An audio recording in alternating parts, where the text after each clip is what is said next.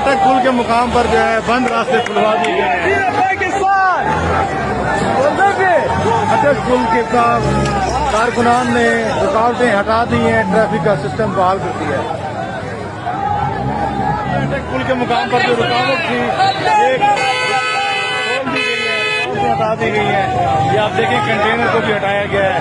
ये कंटेनर मंजूर ना मंजूर